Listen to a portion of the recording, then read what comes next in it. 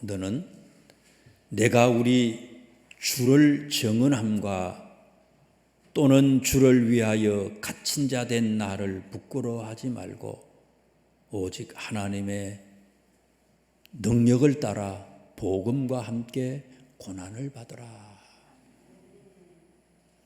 디모데후서의 1장 8절의 말씀은 1장의 주제가 되는 말씀이고 디모데후서 전체의 주제가 되는 말씀이기도 합니다. 복음과 함께 고난을 받으라. 디모데후서를 기록한 시기는요, 바울 선생님이 로마로 끌려가셔서 2년 동안 가택연금을 당한 그 이후에 잠시 풀려나셨어요. AD 62년 말이나 63년경에 풀려나셔서 조금 자유롭게 계시다가 AD 64년에 로마에 큰 사건이 일어났어요. 로마의 대화재 사건이 일어났죠. 국가적인 큰 문제가 생기니까 네로 황제가 모든 책임을 기독교인들한테 돌리기 위해서 예수 믿는 사람들을 본격적으로 박해하기 시작했습니다. 그게 AD 64년 이제 말의 시작이 됐고, 그것 때문에 풀려났던 바울 선생님이 다시 붙잡혔어요. 그래서 2차 투옥이 되게 됩니다. 2차 투옥 때에 바울 선생님이 마지막으로 제일 마지막, 바울 서신이 13개잖아요. 바울 서신 중에서 제일 마지막에 감옥에서 65년, 6년, 늦으면 7년경에 마지막으로 기록한 것이 디모데후서예요. 제일 마지막에 이 디모데후서를 기록하시고 AD 67년경에 바울 선생님이 순교를 당합니다.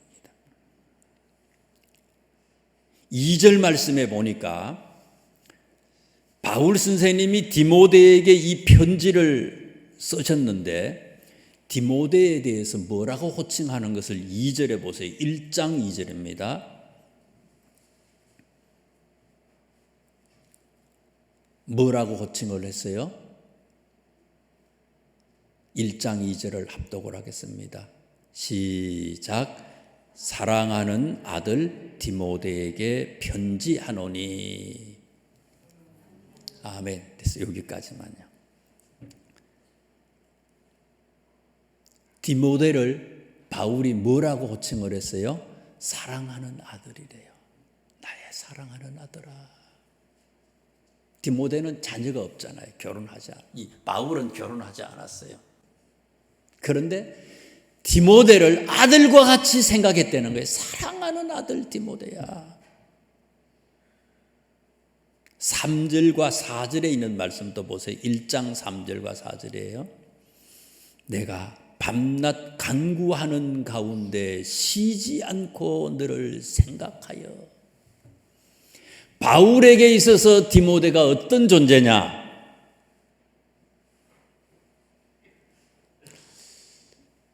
밤낮 쉬지 않고 바울이 디모데를 위해서 기도하는 존재라는 거예요.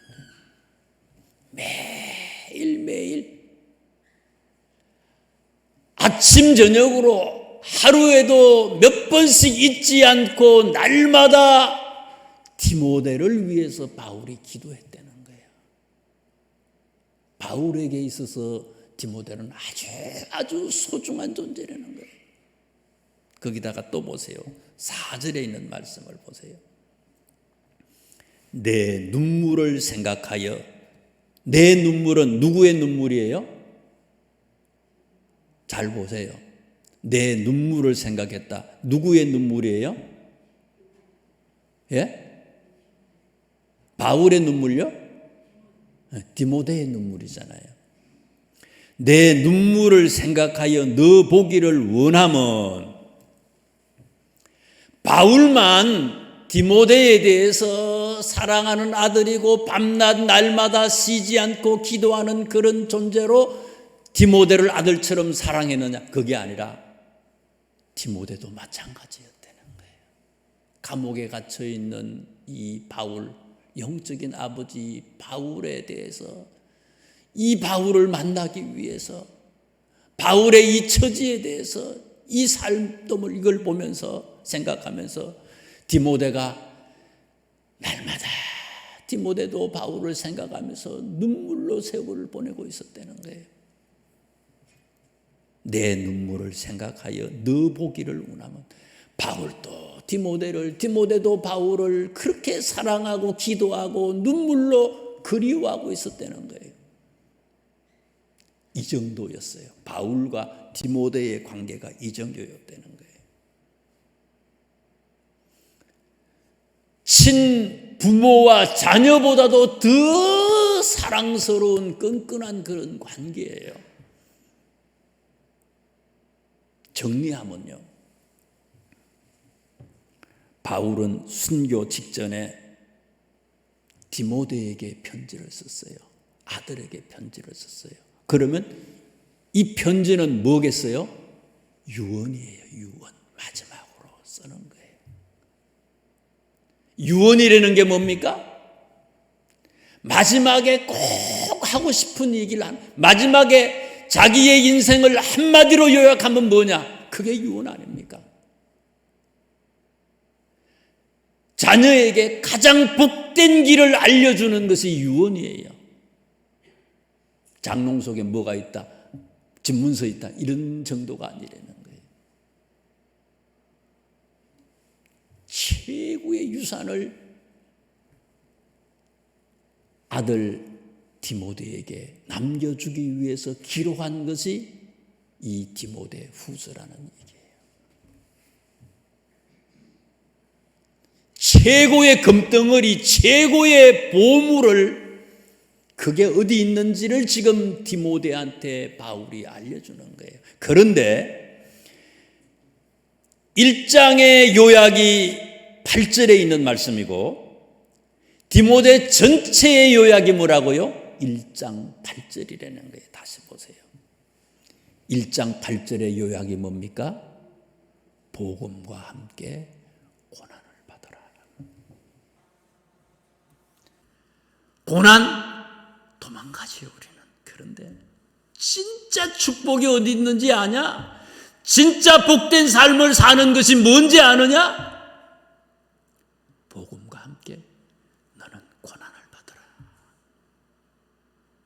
그것을 말씀하시는 것이 디모데 후서의 말씀이에요. 2장에 있는 말씀을 보세요. 2장의 주제는 3절에 나오는 말씀입니다. 3절, 2장 3절을 보세요. 너는 그리스도 예수의 좋은 병사로 나와 함께 고난을 받으라. 1장의 주제가 복음과 함께 고난을 받으라. 전체의 주제가 고난을 받으라. 그래서 2장의 말씀도 1장과 마찬가지로 주제가 동일해요. 너 고난을 피하지 말라. 고난을 받으라. 고난을 받으라고 얘기하면서 2장에 보면은요, 예수 믿는 사람들의 모습을 군인의 삶으로 그렇게 소개하고 있어요. 군인들처럼, 병사들처럼 네가 고난을 받으라 하고 얘기를 해요. 그러면서 군인의 특징을 3가지로 얘기해요. 첫째는 뭐냐? 4절에 있는 말씀을 보세요. 병사로 복무하는 자는 자기 생활에 얽매이는 자가 하나도 없다. 병사로 복무하는 자는 자기 생활에 얽매이는 자가 하나도 없다.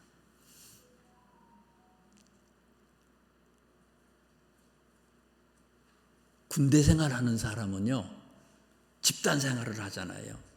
영내 거주를 하잖아요. 밖에 못 나오잖아요. 휴가, 외출 마음대로 나올 수가 없어요. 부모님이 돌아가셨다고 해서 마음대로 나올 수 있어요? 요즘에는 좀 자유롭지만 저는요, 군대에서 아버지가 돌아가셨어요. 요즘에는 무슨 휴대폰이 있고 있었지만 옛날에는 전화도 없잖아요. 우체국에 가가지고 전보를 쳤어요. 부대로. 관보라 그러거든요. 전보를 쳤어요. 부대로. 아버지 돌아가셨다고 전보를 쳤어요. 그러다 보니까 전보가 언제 도착이 됐느냐? 장례 지낼 때 전보가 도착이 됐어요. 도착돼 가지고 아버지가 돌아가셨다는데 불러요. 인사계에서. 갔더니 아버지 돌아가셨대. 그러면서 또 하는 소리가요. 아버지는 돌아가셨지만 대대장님이 안 계셔서 보고를 못하기 때문에 대대장님 올 때까지 좀 기다리래요. 하루를 또 기다렸어요. 그 다음날 갔어요. 집에 갔더니 장사 다 끝났어. 군인은 그래요. 옛날만 그렇다고요? 지금도 그래요. 우리 교회 해병대 대대장 한 분 계시잖아요. 다 수원에 살아, 자녀들은. 부인도 수원에 있어. 어저께 연락을 해봤더니 포항에 계시대.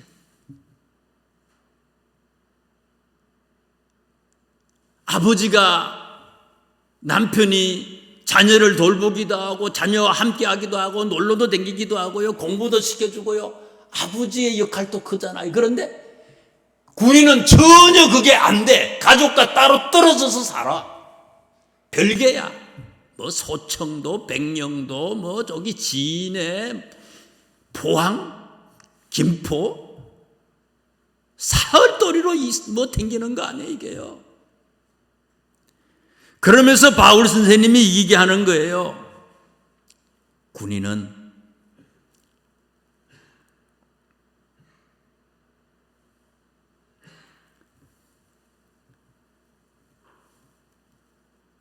자기 생활에 얽매이는 자가 하나도 없다.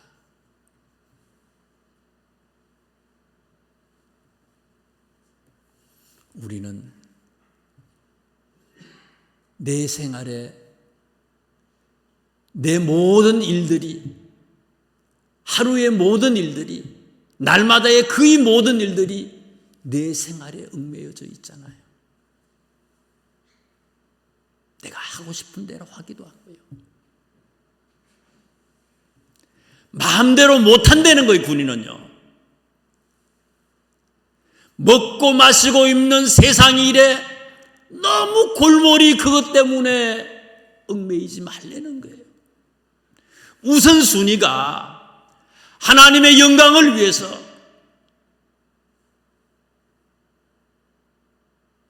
우리는 특수한 신분이라는 거예요. 우리는 군인이기 때문에 생활에 얽매여서는 안 된다는 거예요.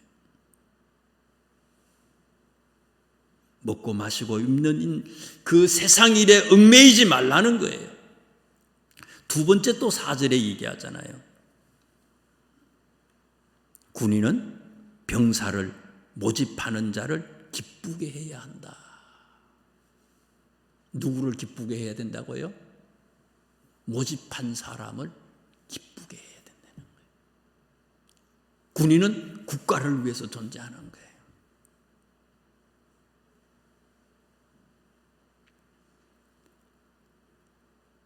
모집한 자가 누구예요? 성경에 보니까 3절 말씀에 보니까 너는 그리스도 예수의 좋은 병사로 나와 함께 고난을 받으라. 우리는 누구의 병사예요? 누구의 군인이에요? 예수님의 군인이에요. 하늘나라 군병들이에요. 군인들 중에서 제일 무서운 부대가 어떤 부대예요? 지난번에 무슨 강철 부대인가 뭐 그런 TV 무슨 프로그램이 있어가지고요. 별거 다 나오잖아요. 뭐 별별 특수부대가 다 나오잖아요. 근데 그 특수부대 더 무서운 게 있어요. 진짜 무서워. 암만 훈련을 많이 받고요. 뭐 힘이 기가 막히고 뭐 기술이 좋아도 누구한테는 못 이겨요? 진짜 특수부대가 있다는 거예요. 이런 특수부대처럼 살려는 거예요. 몇 절에 나오느냐? 2장 11절이에요. 2장 11절 12절에 보세요. 군인 중에서 최고의 군인이에요. 이렇게 살려는 거예요. 군인이라면은. 미쁘다 이 말이요, 우리가 주와 같이 주와 함께 죽었으면 또한 함께 살 것이요, 참으면 또한 함께 왕노릇할 것이요, 우리가 주를 부인하면 주도 우리를 부인하실 것이라. 어떤 자가 최고 군인이라고요? 자살특공대. 못 막아. 누가 막아 이거를? 내가 죽는다는데 누가 막아 이거를요? 이길 수 있어요? 죽는다는 사람 앞에요? 너가 군인이라면 최고의 군인이 되려는 거예요. 죽기를 각오하려는 거예요. 죽기를 각오하세요. 미쁘다 이 말이요, 우리가 주와 함께 죽었으면 또한 함께 살 것이다. 예수님이 십자가에 달리셨기 때문에, 돌아가셨기 때문에, 예수의 십자가가 있기 때문에 예수님은 부활이 가능했다는 거예요. 우리는 죽지만, 자살특공대로 죽지만 죽는 자만이 다시 살아날 수 있다고 지금 얘기하고 있습니다. 죽어라, 피하지 말라는, 죽어라, 그러면 다시 살 것이다. 세 번째 군인의 특징이 뭡니까? 2장 14절부터 끝까지 나오는 말씀이에요. 군인의 특징이에요. 2장 14절부터 나오는 얘기들은 뭡니까? 말다툼 하지 말라는 거예요. 말다툼 하지 말라는 거예요. 요즘에는 보니까 군대가 이상한 군대가 돼가지고요, 사병들이요 장교한테 막 대들어요. 전에 나오잖아요. 이 총 연습하는데, 그죠? 사격장에서 저쪽에 장교가 뭐라 그런다고요? 이 사병이 총을 막 던지고 나와서 욕하고 막 나오잖아요. 이게 군인이에요. 2장 14절부터 26절까지 말씀을 통해서 이 내용의 첫 번째 뭐라고 얘기하는가 하면요, 말다툼을 하지 말래요. 큰 집에는 금그릇도 있고 은그릇도 있고 나무그릇도 있고 질그릇도 있다는 거예요. 만약에 네가 질그릇이라면은, 왜 나는 은그릇인데, 내 은그릇이 되고 싶은데 내가 왜 질그릇일까? 사람마다요, 하나님은 어떤 사람은 금그릇, 어떤 사람은 은그릇, 나무그릇, 질그릇 다 만들어 놨다는 거예요. 어떤 사람은 별 장군도 있고요, 영관급 장교도 있고요, 유관급 장교도 있고, 하사관도 있고, 병도 있는 거예요. 말대꾸 하지 말. 저 사람은 하나님이 그렇게 만들었다고 생각하려는 거예요. 인정하려는 거예요. 저 사람은 금이고, 저 사람은 은이고, 저 사람은 나무고, 저 사람은 질그릇이고, 그거 인정하려는 거예요. 군대는 말다툼 같은 거 없잖아요. 똑같은 사람인데 나이가 어려. 그런데 그 사람은 장교야. 어떻게 해? 존댓말 써야지. 따지고 이게 뭐, 너 몇 살이야? 이 되겠어 이게요? 말다툼 하지 말라. 니들이 하늘나라의 병사인데 사람들하고 말다툼 하지 말라는 거예요, 이게요. 인정하라는 거예요. 내가 비록 나무그릇이고 질그릇이지만 내가 나를 비워서 말다툼하지 아니하고 그렇게 살면 좋은 그릇으로 내가 인정을 받을 수 있다는 거예요. 귀히 사용하는 그릇이 될 수 있다는 거예요. 꼭 금그릇만 중요한 게 아니라 질그릇이지만 질그릇도 말다툼하지 않는 그런 사람은 귀히 여김을 받을 수 있다는 거예요. 귀한 그릇이 될 수 있다는 거예요. 적당하게 다 사용한다는 거예요. 그 다음에 또 무엇을 얘기해요? 24절부터 26절까지 말씀해 보세요. 24절부터 26절 뭐 하라는 거예요? 말다툼과 좀 비슷하지요. 어떤 마음을 가지려는 거예요? 온유한 마음을 가지려는 거예요. 다투고 변론하고 싸우고 논쟁하고 그런 거 하지 말라는 거예요. 그러면서 26절에 뭐라고 얘기합니까? 다투고 변론하고 싸우는 마음은, 사나운 그런 마음들은 결국은 어떻게 된다고요? 마귀의 올무에 빠지게 되는 거라는 거예요. 이게 마귀의 올무에 빠지게 돼서.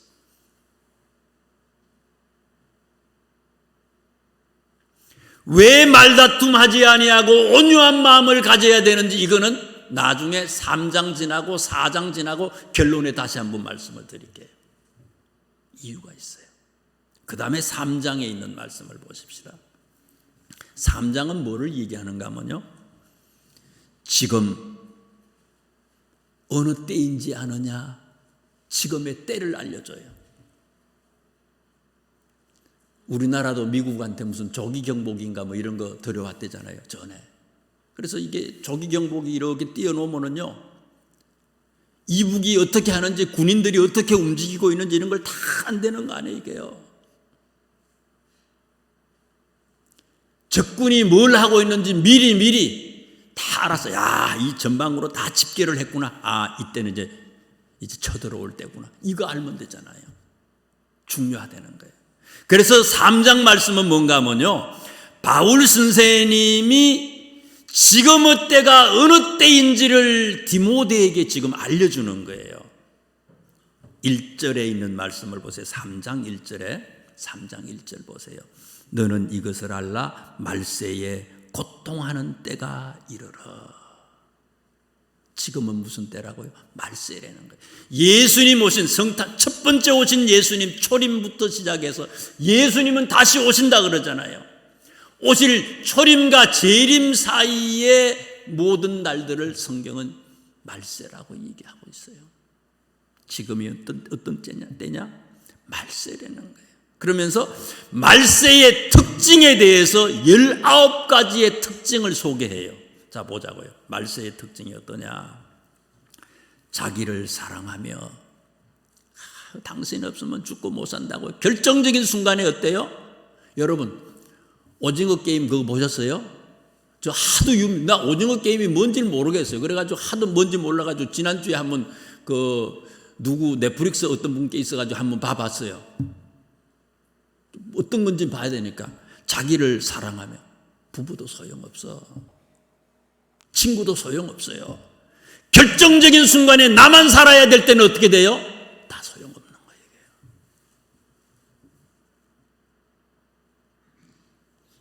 요즘의 세상이 그래. 나만 사랑해. 결국은 나야. 내 중심이야. 여보. 아유, 그러니까 무촌이야. 이건 촌도 없어, 그거는. 끝장나는 거예요, 이게. 세상이 그렇다는 거예요. 돈을 사랑하며, 야, 적나라하게 얘기하잖아요, 그게요. 돈을 사랑하며. 그 엄청난 게임에 돈 때문에 죽지만 돈 때문에 스스로 거기 들어가잖아요. 돈을 사랑하고, 자랑하고, 교만하고, 비방하고, 부모를 거역하고, 감사하지 아니하며, 거룩하지 아니하며, 무정하며, 쌀쌀하기를 보통 쌀쌀한지 그래요. 원통함을 풀지 아니하고, 모함하고, 절제하지 못하고, 사납고, 선한 것을 좋아하지 아니하고, 배신하고, 조급하고, 자만하고, 쾌락사랑하기를 하나님보다 더 사랑하고, 경건의 모양은 있지만 경건의 능력은 부인한다. 이 5절에 경건의 모양은 있지만 경건의 능력은 부인하는 자들, 그 중에 어떤 자가 있다고요? 남의 집에 가만히 들어가서 어리석은 여인들을 유혹하는 자들이 있대. 성적인 타락을 얘기하는데, 얼마나 세상에 성적인 타락이 만연하면요, 성도들 안에서도 이런 성적인 타락이, 교회 안에서도 이런 성적인 타락이 일어나게 되는 그런 시대라는 거예요. 7절에 있는 말씀 보세요. 항상 배우나 끝내 진리의 지식에 이를 수가 없다. 참, 요새는 배우는 것도 너무너무 많아. 나라에서도 뭐예요? 무슨 내일 배운 카드인가 뭔가 이런 카드가 있대요. 그래가지고요, 뭐든지 배우면 나라에서 또 돈 또 막 이게 지원을 해준대. 하여튼 그래서 젊은 사람이나 어린 사람이나 나이 든 사람이나 배우는 게 너무 많아. 배우는 건 많지만 열매를 못 맺는다는 거예요. 배우는 건 많지만 진리가 뭔지를 모른다는 거예요. 진리가 뭐예요? 예수 그리스도가 진리예요. 그 많은 것들을 통해서 사실은요, 온 우주 만물을 창조하신 하나님, 그분을 찬양할 수 있는 것, 그것이 진리인데 그걸 모른다는 거예요. 이런 19가지의 특징을 얘기하면서요, 이 말세의 이 19가지에 나타나는 여러 가지의 현상의 공통점을 8절 말씀부터 얘기해줘요. 얀네와 얀브레가 모세를 대적한 것 같이 그들도 진리를 대적하니. 얀네와 얀브레라고 하는 사람은 사실은 어떤 사람인지 정확히 알 수는 없어요. 정확히 알 수는 없지만 오늘 본문에 있는 말씀을 보면 이 사람의 특징은 뭐라고요? 모세를 대적한 사람이래요. 그래서 모세를 대적한 사람이기 때문에 신학자들은요, 모세를 대적한 사람을 얘기하면서 이 사람들이 아닐까. 어떤 사람요? 10가지 재앙에 대한 기적을 일으키잖아요. 10가지 기적을 바로왕 앞에 가가지고 모세가 일으킬 때요, 바로왕은 또 누굴 데리고 왔어요? 애굽의 박사들, 애굽의 술사를 데리고 왔어요. 그 애굽의 술사들 중에, 불려온 술사들 중에 모세를 대적한 사람들의 이름이 얀네와 얀브레가 아닐까, 그렇게 추정하는 신학자들도 있어요. 아무튼 이 사람들의 특징이 뭐냐? 진리를 대적했다는 거예요. 19가지의 말세에 여러 가지 징조들이 있는데 이 징조들의 공통점은 뭐냐면 전부가 진리를 대적한다는 거예요. 왜 진리를 대적하는 것을 지금 바울이 얘기합니까? 이유가 뭐예요? 말세에는 이런 어려움이 있고 역경이 있고 그 사람들이 다 너희들을 대적하기 때문에, 진리를 대적하고 그래서 너희들을 대적하기 때문에 너희들이 어떻다고요? 너희들이 박해받는 것, 고난당하는 것, 그건 어떻다고요? 당연하다 이거예요. 왜 나에게 이런 고통이 있습니까? 이게 아니라는 거, 이건 당연하다는 거예요. 코로나, 이것도 어떻게 보면 당연한지도 모르겠어요. 11절에 있는 말씀을 보세요. 3장 11절에 박해를 받음과 고난과 또한 안디옥과 이고니온과 루스드라에서 당한 일과 어떠한 박해를 받은 것을 내가 과연 보고 알았거니와 주께서 이 모든 가운데서 나를 건지셨느니라. 나를 건지셨다. 지금 여기서 말하고 있는 바울 선생님이 11절에 말하고 계시는 안디옥은 비시디의 안디옥 아닙니까? 이고니온, 루스드라, 그리고 여기는 안 나왔지만 그 루스드라 옆에 있는 더베라고 하는 지역, 여기서 어떤 일들이 있었어요. 여기는 지금 디모데의 고향이에요. 이 지역은 디모데의 고향이고, 디모데의 고향에서 바울 선생님이 엄청나게 고난을 당했잖아요. 돌로 맞아가지고 죽을 뻔했잖아요. 죽은 줄 알고 성 밖으로 던져냈던 그런 곳들 아닙니까?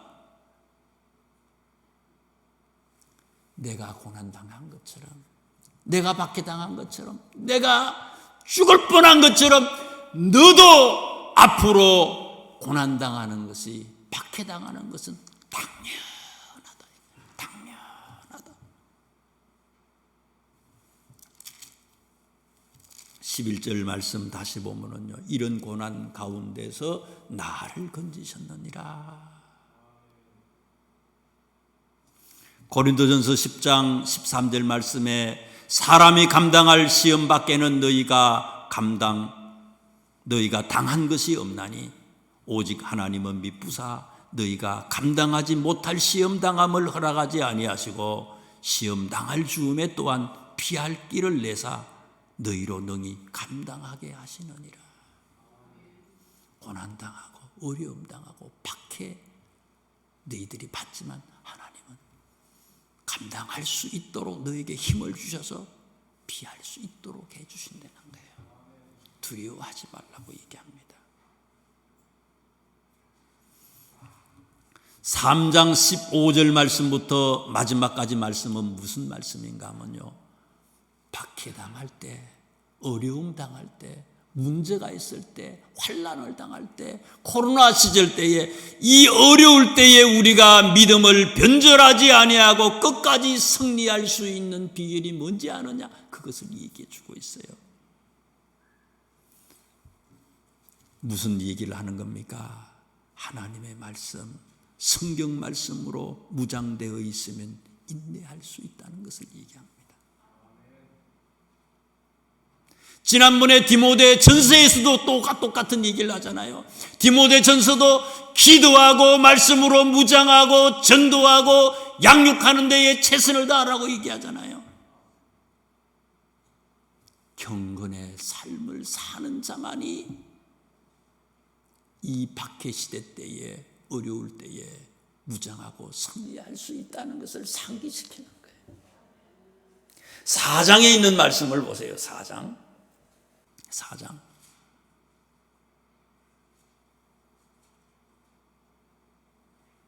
말세의 4장은요, 아까 3장의 말세 마지막에 19가지의 그런 특징들을 얘기하면서요, 말세에 우리가 어떻게 살아야 될지에 대해서 당부하는 그런 말씀이에요. 지난주에 제주도에 지진이 일어났잖아요. 우리나라도 그렇게 지진들이 일어나네요. 그죠? 지진이 일어나는데, 지진이 일어나면은 지진 대피 요령이 있잖아요. 그리고 책상 같은 데 밑에 이렇게 들어가기도 하고, 뭐 머리에 우리 유치원 아이들 머리에다가 뭐 유치원 가방 같은 걸 이렇게 가지고 가고, 엘리베이터 타지 말고 그냥 내려가고, 그 다음에 건물 밖으로 나가가지고도 어떻게 해요? 건물 바로 옆에 가지 말고 공활한 곳에 좀 넓은 공터 있는 데로 그렇게 뛰쳐나가고요. 그런 이 지진의 대피 요령이 있는 것처럼요, 마지막 시대를 살아가는 우리들이 마지막을 느끼고 있지만 진짜 마지막이라고 분명히 딱 생각했을 때 우리가 해야 할 첫 번째, 제일 중요한 첫 번째 해야 할 일이 있다는 거예요. 그게 뭔지 아느냐? 그걸 알려주는 거예요. 지진 대피 훈련처럼요, 마지막을 맞이하는 참 성도의 마지막 대피의 방법을 우리한테 소개해 줬어요.